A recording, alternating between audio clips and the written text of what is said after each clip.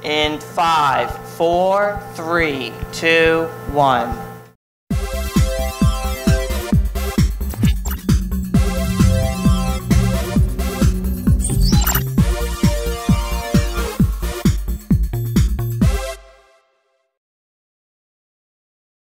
Assalamualaikum, salam sejahtera dan salam ngakap. Terima kasih kerana menonton siri podcast yang pertama kalinya diterbitkan oleh bahagian profil Kepengakapan Negara Persekutuan Pengakap Malaysia. Saya, Asri Syafiee, akan mengendalikan rancangan ini selama setengah jam untuk anda. Lex Talk merupakan program bual bicara yang diterbitkan menggunakan pendekatan video podcast. Lex Talks akan membawakan kepada anda perbincangan isu-isu semasa serta pengalaman kepengakapan kepada anda semua. Jika anda seorang ahli pengakap ataupun pernah menjadi ahli pengakap atau anda bukan ahli pengakap tetapi anak anda menjadi pengakap di sekolah, anda patut tonton rancangan ini sehingga tamat. Kerana Lex Talk akan membawakan kepada anda pengalaman, informasi, berita serta kupasan-kupasan yang menarik dari mereka yang mempunyai pengalaman dengan subjek yang dibincangkan. Untuk makluman semua, ini adalah episod sulung Lex Talks from Experience to Knowledge. Apabila disebut sebagai bual bicara, sudah pasti saya tidak kesorangan di studio ini. Episod pertama ini, kita tampilkan seorang yang mempunyai package bukan saja cantik dan berperwatakan menarik. Seperti pepatah Inggeris kata, beauty with brain. Beliau yang saya maksudkan ialah Norili Batrisya Yahya, berusia 25 tahun. Selamat datang ke studio, Ili. Terima kasih ada ke saya hari ini. Okey. Eli, soalan pertama. Ya. 25 tahun. I'm ready. Dah berpunya belum? Oh, of course this question will be asked. Let's keep it a secret ya, rahsia. Biarlah rahsia. Okey, tak ada masalah, biarlah rahsia. Baik, Eli. Kita tak punya banyak masa, ni 30 minit saja. Boleh tak kalau Ili perkenalkan diri dan latar belakang sedikit dalam 2 minit? Kata orang tak kenal, maka tak cinta. Okay. Alright. Saya asalnya dari Johor. So, saya dilahirkan dan dibesarkan di Johor, anak Johor. Tapi lepas saya dah sambung, habis sekolah menengah, saya sambung belajar di UiTM Dengkil. Masa tu buat foundation in law. Lepas dah habis tu saya sambung di Universiti Melaya. So sambung buat degree in law jugalah. And then after that in Universiti Melaya tu lah saya berkecimpung dalam scouting. My first time join scouting adalah di Universiti Malaya itself, berkelana. And then after that saya sambung bekerja dan saya tinggal lah sekarang di Kuala Lumpur. Yep. Dengar cerita pernah berkelana ke luar negara. Well, masa saya baru lagi. It was actually this year. Masa tu saya lepas habis program APR Youth Forum, and then saya masih dalam chambering, tengah pupillage lagi, orang panggil apa tu, pelatih dalam kamar 9 bulan. And then saya decide macam, sebelum nak bekerja benar-benar ni, betul-betul nak adulthood, saya rasa macam why not I travel sekejap, ambil pengalaman. So saya ambil inisiatif untuk apply untuk bersukarelawan di Candlestick International Scout Center. Okey. Hebat orangnya. Seorang anak muda yang hebat dan boleh dikatakan sebagai pejuang masyarakat. Baik, apa sebenarnya yang memotivasikan Ili menyertai pengakap dan bagaimana pengakap itu mempengaruhi kehidupan seharian Ili? Apa yang motivasi saya pengakap? Banyak sangat. Tapi bila kita cakap pasal motivasi ni, saya suka kan scouting ni sebab mereka buat benda tu bukan untuk diri mereka saja. They always serve the people, the community and also the environment.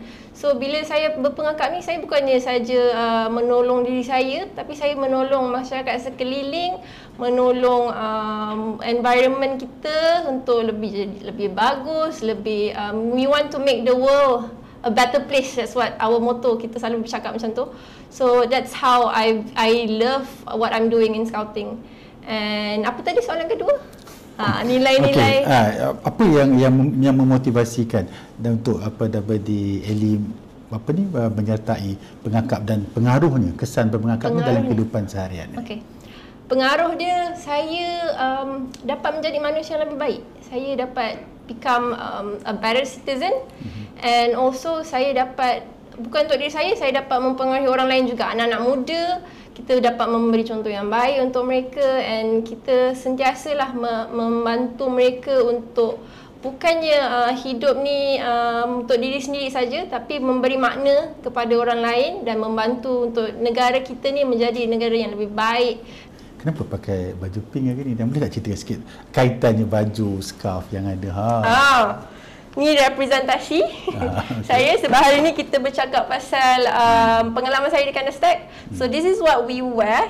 Baju pink ni lah lambang kita di KISS sebagai volunteer, sukarelawan. We call ourselves a pinky. So sebab semua orang pakai baju pink, kita tu macam uniform kita di sana lah. So we call them ourselves a pinky. And then dekat sini ada tulis staff Kandersteg International Scout Center. Walaupun we just a volunteer sukarelawan, tapi kita semua panggil kat sana staff.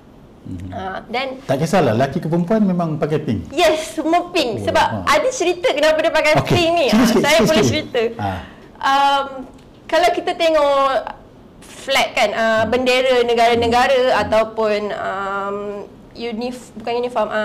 neckerchief. Neckerchief ni pun melambangkan bendera negara, identiti negara kan. Kita belum ada lagi warna pink. Okey, terima kasih kerana masih lagi menonton Lex Talks. From experience to knowledge, kita rehat seketika dan kita sambung selepas ini. Kita saksikan segmen Tahukah Anda?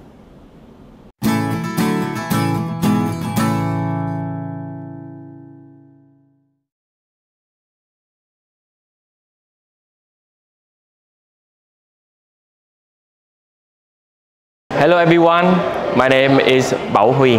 You can call me Billy, and I'm from Pathfinder Scout Vietnam. And here's my scout promise in Vietnamese. Tôi xin lấy danh dự, hứa cố gắng hết sức làm bổn phận đối với tín ngưỡng, tâm linh và quốc gia tôi, giúp ích mọi người bất cứ lúc nào, tuân theo luật hướng đạo.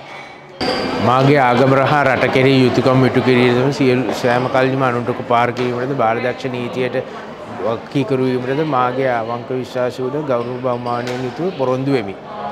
අමිල් අබේසුන්දර, ශ්‍රී Lanka.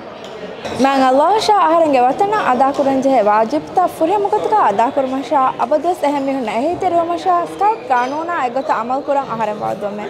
Assalamu alaikum, my name is Sada, I'm from Maldives. On my honour, I promise to do my best, to do my duty to my God and the King of Australia, to help other people and live by the Scout law. I'm Max from Australia. ด้วยเกียรติของข้าสัญญาว่าข้อ 1 ข้าจะจงรักภักดีต่อชาติศาสนาพระมหากษัตริย์ข้อ 2 ข้าจะช่วยเหลือผู้อื่นทุกเมื่อข้อ 3 ข้าจะปฏิบัติตามกฎของลูกเสือ Hi everyone, I'm Jay Washiravi Pensangthanon, representative from Thailand. I'm the volunteer staff of National Scout Organization of Thailand. 我願以信義為誓，竭盡所能，對神明、對國家盡責任，對別人要幫助，對規律必遵行。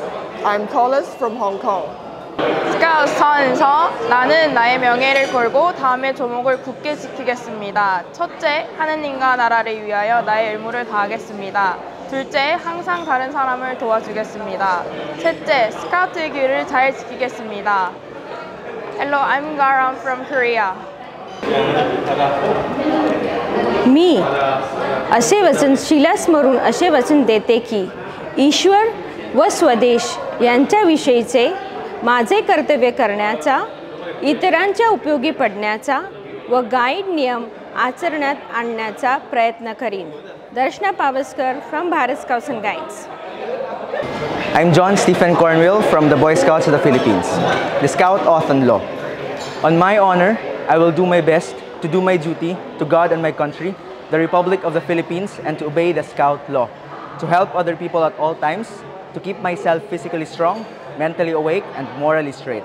A Scout is trustworthy, loyal, helpful, friendly, courteous, kind, obedient, cheerful, thrifty, brave, clean, and reverent.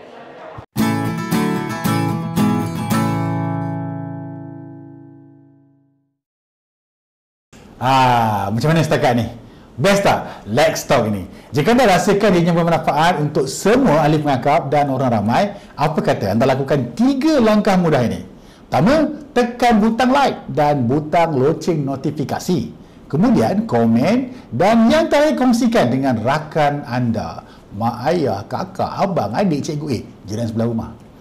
Kongsikan dengan mereka dan juga dengan mereka yang sewaktu dengannya kan. Tiba. Okey, baik. Untuk makluman semua, sekali lagi bersama saya sekarang ini di studio adalah seorang wanita hebat yang diberi nama Nur Ili Batrisya Yahya.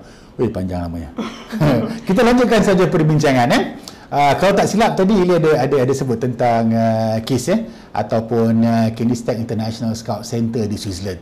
Boleh tak kalau Ili kongsikan sikit dengan penonton bagaimana Ili boleh terjebak dengan Kinistec International Scout Center dan katanya merupakan antara yang terpilih lah sukarelawan daripada pengakap di Malaysia. Ya, betul. Sebab nak pergi sana dia ada selection process. So bukan siapa-siapa je boleh pergi. Tapi cerita dia kenapa macam mana boleh terjebak ni lah kan. Dengan seorang yang bernama Zairin. So Zairin Zairin.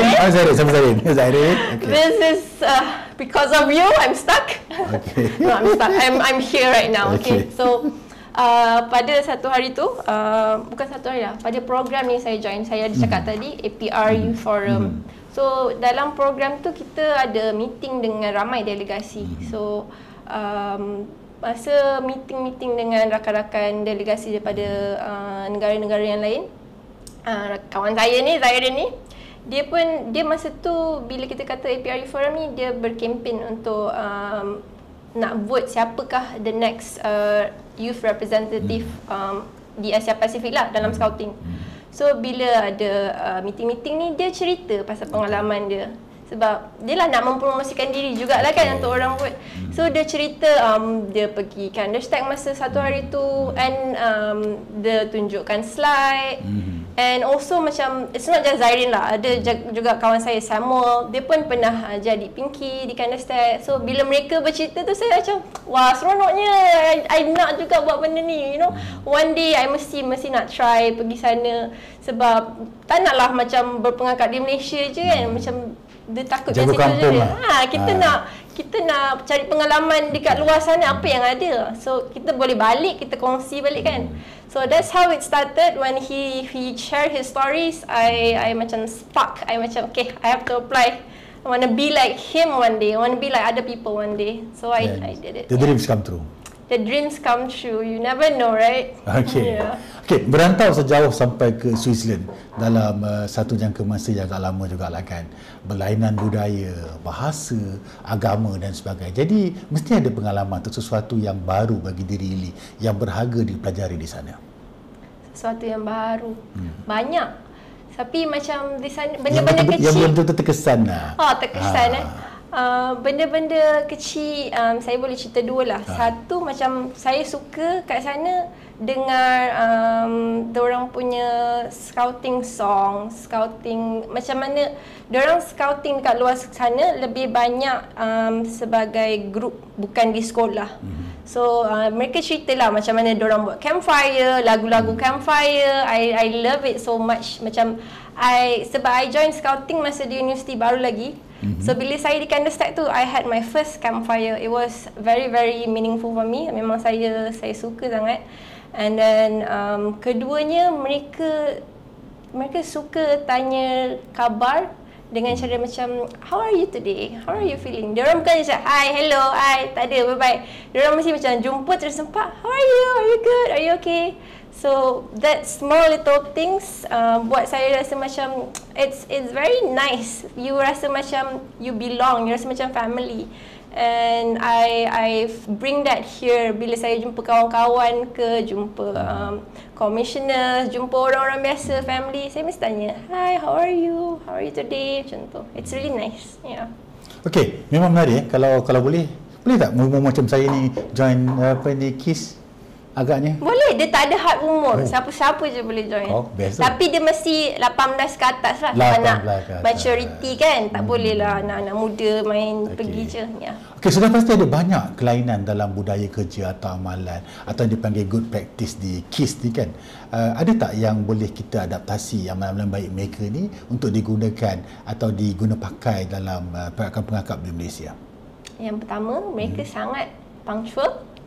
Ni memang kita tahulah bukan budaya kita, tapi saya suka untuk remind, sentiasa ingatkan dan praktikkan bila balik sini. They're always on time. Timing diorang memang macam on the dot, on the spot, and it's not just in KIS, memang negara tu lah sendiri memang on time.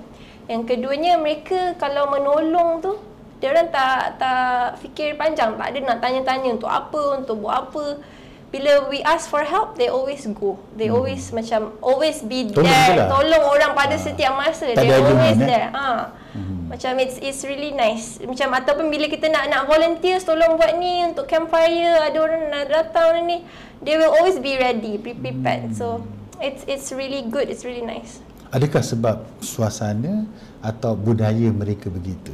Saya rasa lebih kepada budaya lah. Kita macam kat sini kurang, ataupun mungkin tak ada awareness ataupun takut-takut kan, segan-segan. Tapi di sana mereka dah terbiasa. So bolehlah kita slow-slow praktikkan budaya yang bagus ni. Baik. Boleh tak kalau Ili boleh kongsikan sikit proses atau apa yang perlu dilakukan sekiranya ada di kalangan penonton berminat untuk menjadi sukarelawan di Kandistak International Scout Center ni? Okey, yang pertama jangan spam saya dekat mesej. Ili lepas ni macam mana nak apply? Saya tak terjawab. Sebab dia mudah je. Ada handphone, sekarang ni kita di dunia digital. Ada handphone, ada komputer, terus Google. Kandistak International Scout Center. Masuk ke laman website tu. Dia ada banyak kan dekat situ, you boleh cari. Tanya Pakcik Google. Tanya Pakcik Google. Okay. Baik, tuan-tuan sekalian, kita rehat seketika dan kita saksikan kapsul yang telah disediakan. Okey.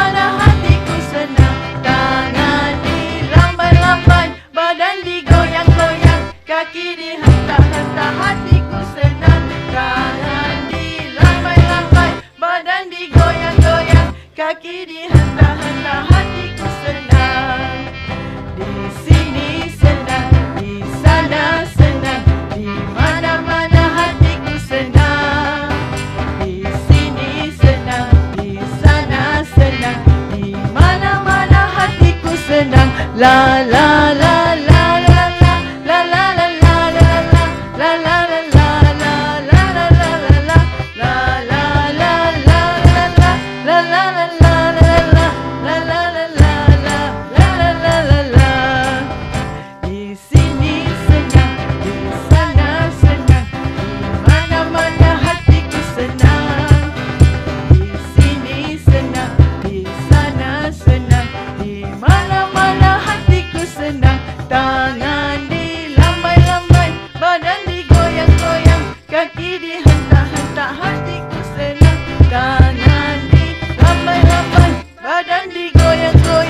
kaki dihentak-hentak, hatiku senang.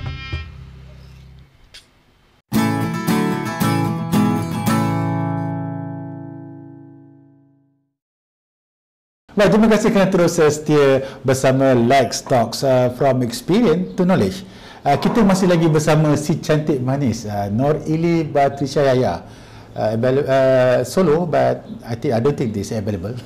Okay. Alimah Kelani yang juga seorang peguam bertauliah dan aktivis masyarakat katanya. Okey, soalan seterusnya Ili, boleh kita lanjutkan lagi? Ya, sila-sila. Baik, dalam pengakap ni ada banyak aktiviti atau tugasan yang perlu dilakukan oleh seorang ahli pengakap sebelum ditiraf dengan lencana dan juga skim tertentu. Bagi Ili sendiri, apakah projek atau inisiatif yang telah dilakukan oleh Ili sendiri dalam pengakap untuk memastikan Ili mencapai tahap sekarang ni lah? Okay, that's a very good question. Tapi saya bukanlah yang hebat dapat King Scout ke ataupun Badan Power Award. Saya biasa-biasa je. Tapi walaupun biasa, kita sentiasa kena equip ourselves with the necessary knowledge. Yang penting, yang kita kena ada kat dalam diri itu. So pada saya sangat penting kita ambil peluang untuk join program-program yang pengakap adakan. Tak kira lah di dalam negara ke, di luar negara ke, always take the initiative to join. Sebab saya faham kadang-kadang orang selalu macam fikir jomlah pergi jamboree, have fun kan.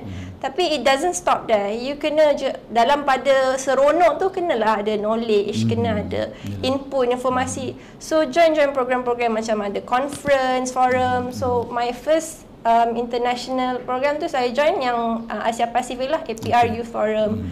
And then bila di Kandersteg pun dekat sana, walaupun saya volunteer di sana bekerja dekat Scout Center tu, saya cari juga bila ada peluang. Pada satu hari tu saya nampak ada forum, We Act Forum di Poland. Tak jauh pun, dekat Europe juga. So saya rasa macam why not, dah dekat sana tu saya ambil peluang untuk pergi dekat forum tu. Before balik ke Malaysia tu adalah sikit pengalaman yang lain selain bersukarelawan di Kandersteg sahaja.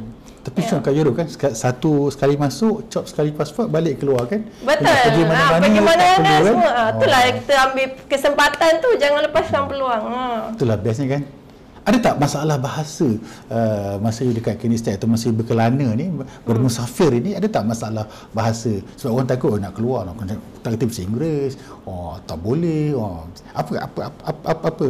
It's a good question. Jangan risaulah macam tak pandai bahasa Inggeris, tak boleh survive dekat dunia, dekat luar sana selain Malaysia. Of course, English is the main language. Maksudnya macam bahasa utama dekat KIS tu, di sana memang semua orang cakap English. Sebab kalau cakap bahasa Melayu tak ada siapa lah faham. Betul. So, the main language is English. Tapi mereka ni sangat mendorong, sangat supportive. Kalau you cakap English bersepah ke, tengah terbalik ke, yang penting kita nak sampaikan message tu dia sampai. You nak cakap apa? I want eat. I hungry. It doesn't have to be perfect. It doesn't have to be macam cakap English A+ semua, tak perlu. Yang penting you know basic English and you can communicate with each other. And they're very inclusive. Tak ada macam your English is so bad, you don't belong here. Tak ada macam tu. Sebab sebenarnya kata language ni bukanlah satu isu yang paling besar. Language is not a barrier. Yes, betul. Bukan isu yang besar. Okey, pasti setiap yang dilakukan ini memberi kepuasan pada diri sendiri kan. Pada pandangan Ili sendiri kan, apa sebenarnya yang diperolehi atau dicari dengan melakukan pelbagai aktiviti, baik dalam pengakap atau dengan NGO atau dengan yang lain lah, dari perspektif seorang anak muda. Sebenarnya ini nak cari apa sebenarnya buat benda-benda ni? Betul. Persoalan ni keluarga saya pun tanya, you bazir-bazir masa pergi sana sini, kerja je lah kan, nak cari duit. Like, why are you wasting your time doing all this? Yes. It's a very, very important question yang orang kadang-kadang tak sedar. Kita ni hidup bermasyarakat. Yang keduanya, what's your purpose, the meaning of life? That's what I'm trying to find in all that I do. To live a fulfilling life. Nak hidup ni rasa puas, rasa when I die one day, bila saya tiada di dunia lagi satu hari nanti, saya tak rasa saya hidup dengan a waste. Macam rugi-rugi je hidup, tak ada sia-sia lah. Betul.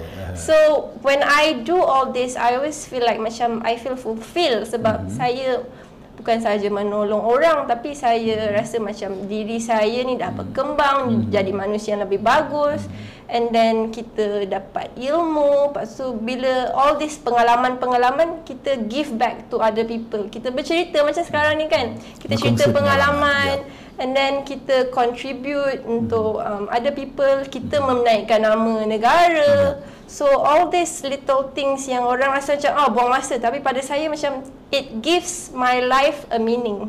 So that's what I do. Jadi jangan tanya apa sumbangan negara pada kita, tanyalah apakah sumbangan kita pada negara. Betul. Okey, dari sudut pandangan Ili, bagaimana Ili melihat peranan orang muda dalam membangunkan masyarakat di masa hadapan melalui penyertaan mereka dalam organisasi seperti Pengakap dan yang lain-lain, bukan saya Pengakap lah. Macam mana peranan yang boleh dimainkan untuk membangunkan masyarakat? Macam mana? Apa komen? Peranan dia mudah je. Kita jangan fikir anak muda ni tak didengari, there's no voice. Ataupun jangan fikir anak muda ni tak ada siapa pandang. Kita tengok ahli politik, orang-orang tua-tua saja. Anak muda ni lah yang macam banyak idea. Kita jangan simpan dekat diri sendiri je, ataupun jangan takut. We always go forward, tampil di hadapan, bersemangat dan percaya yang anak muda ni boleh mengubah dunia. So macam baru-baru ni kita ada UNGA, United Nations General Assembly Meetings. United Nations General Assembly Meeting, Persatuan Agung Persatuan, tak apalah, tak cakap bahasa Melayu. Di sana Scout ni, Pengakap ni, we are at the forefront. Suara kita ni memang didengari. Kita punya suara sehebat negara-negara lain juga. All other member organisation. Bukan cakap Pengakap bernyanyi-nyanyi je kan dekat dalam hutan. Tak, tidak. Suara kita ni membawa ke pesada dunia, and they listen to us, and we have a place there in all of the world. We have a place to be heard.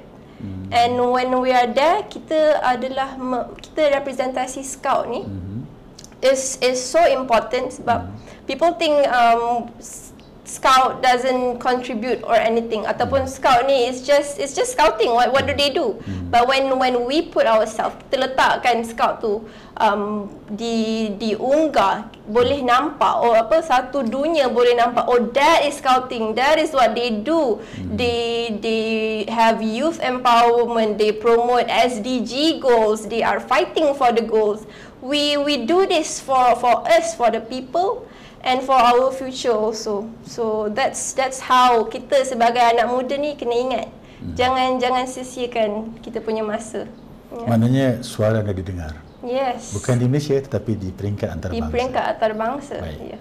Eli, sedar tak sedar kita telah pun berada di penghujung rancangan, tapi jangan ke mana-mana, ada lagi sikit soalan lagi nak tanya ke Eli ni. Okey. Sejujurnya Eli ada tak sebarang nasihat, pandangan atau idea yang boleh dikongsi bersama mereka yang sebaya atau boleh di luar sana yang mungkin berminat atau nak tahu macam mana lah nak join Pengakap ni kan? Boleh ke dah tua-tua ni nak join Pengakap kan? Betul, macam saya cakap tadi, tak ada had umur.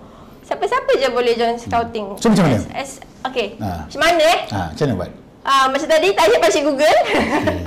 Tapi lebih daripada itu, kita jangan fikir lama lah macam nak ke join scouting, lepas tu fikir kan tak tahu.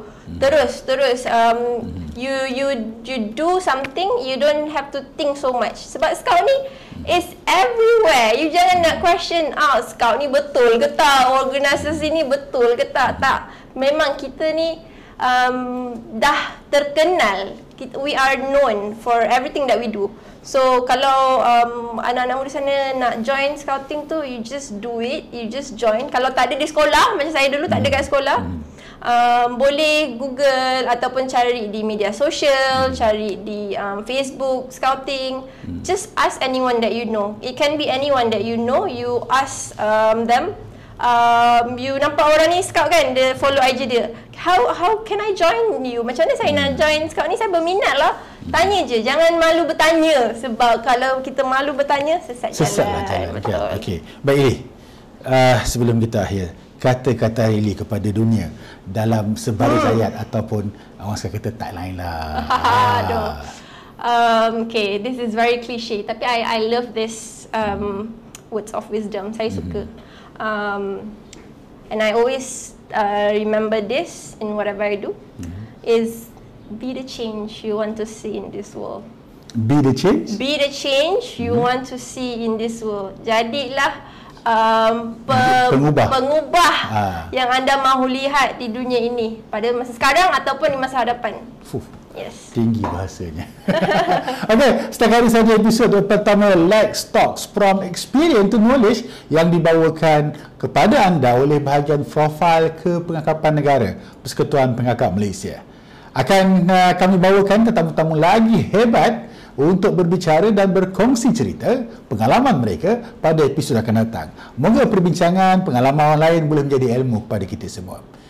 Jika anda rasa ianya bermanfaat, apa kata anda lakukan 3 perkara mudah ini. Pertama, tekan butang like dan butang loceng notifikasi. Kemudian komen dan yang terakhir kongsi dengan atau sebarkan kepada dunia agar mereka tahu dunia kepengakapan. Sekian dari saya, Asri Syafi'i, sehingga kita jumpa lagi di episod akan datang pada hari dan waktu yang sama. Let's Talks from Experience to Knowledge. Sekian, Assalamualaikum.